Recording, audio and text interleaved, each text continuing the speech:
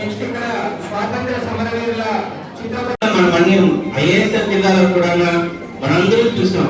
అల్లూరి సీతారామరాజు గారి నాయకత్వంలో బ్రిటిష్ వారికి చుక్కలు చూపించిన ఆదివాసులు కూడా ఉన్నారు.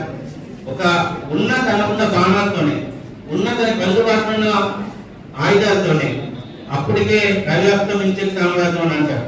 అలాంటి వాళ్ళకి ఇబ్బంది కలిగించి ఒక తలనొప్పిగా మారిన ఏమైనా ఉన్నారంటే అది ఆదివాసుల చైతన్యం, ఆదివాసుల ఐక్యతని గట్టిగా చెప్పాల్సిన అవసరం ఉంది.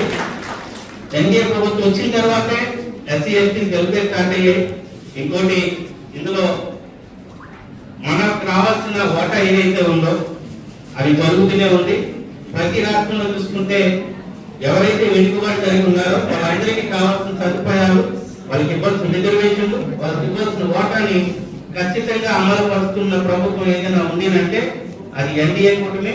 ప్రధానమంత్రి నరేంద్ర మోడీ గారి నాయకత్వంలో, మన రాష్ట్రంలో కూడా చంద్రబాబు నాయుడు గారి నాయకత్వంలో ఎస్టీస్ కి రావాల్సిన వెల్ఫేర్ స్కీమ్స్ కానీ, వాళ్ళకి రావాల్సిన బెనిఫిట్స్ కానీ అందుతున్నాయి.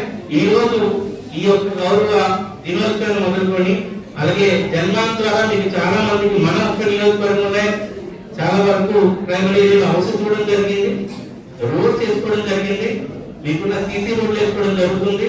మీకు కూడా మౌలిక వసతులు కూడా ఇవ్వాలని ప్రభుత్వ నిర్ణయంతో ముందుగా ఏదైతే ట్రైబల్ ఏరియాస్ ఎక్కువ ఉన్నాయో ఆదివాసీలు మన వాళ్ళందరూ ఉండే ఏరియాస్ లో అక్కడే అభివృద్ధి జరుగుతుందనడానికి ఎన్డీఏ కూటమి తీసుకున్న నిర్ణయాన్ని మనందరూ కూడా ప్రోత్సహించాల్సిన అవసరం ఉందనే విషయాన్ని గుర్తు చేస్తూ ఈ కార్యక్రమానికి ఇచ్చిన ప్రభుత్వ అధికారులకి అలాగే ఇక్కడ వచ్చిన ప్రతి ఒక్క ఆదివాసీ అక్కడికి చెల్లికి అందరికి కూడా మరొకసారి జనజాతీయ గౌరవ దినోత్సవ శుభాకాంక్షలు తెలియజేసుకుంటున్నాను.